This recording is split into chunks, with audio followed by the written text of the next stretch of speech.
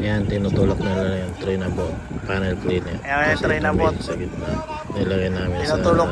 namin sa gilid para hindi Tulak makasagabal sa technology. production ng mga solar.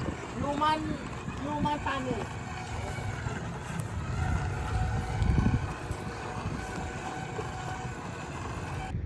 Kaya yan, in-inspect namin yung mga pulley, baka may problema. So far, goods naman. Wala siyang problema dyan sa mga pulley tsaka belt. Goods yan.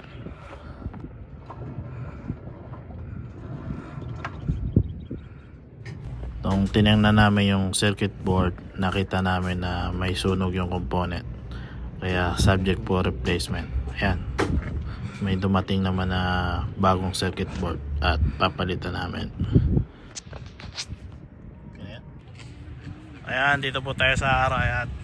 Mag-replace tayo ng board. Ito na yung bago. Ito yung luma. Replace natin yung board ng tray na bot. Ayan, makita yung may sunog yan. Ayan. Kaya nagpadala sila ng bagong board. Kinakabit na ng poging technician at ng napakaganda nating utility. Yeah.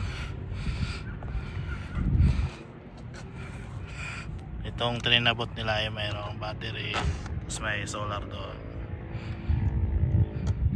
at maraming board. Hindi siya sakto. Ayan, kapit na, nalagay na. Mayroon na siyang status na ganyan. Kukontrolin natin sa computer. Set namin siya dyan sa apps na Trinabot. Dito, gateway management. Yung pwede natin siyang palitan.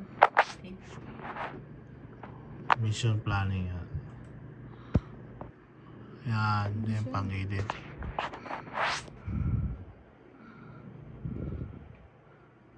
Ayan o, 8, 12, 17. Schedule time. Manual execution state. Ayan, susubukan din natin kontrolin siya sa apps ng smartphone. Ayan, nakokontrol naman siya, gumagana na siya using apps, cellphone, bluetooth lang.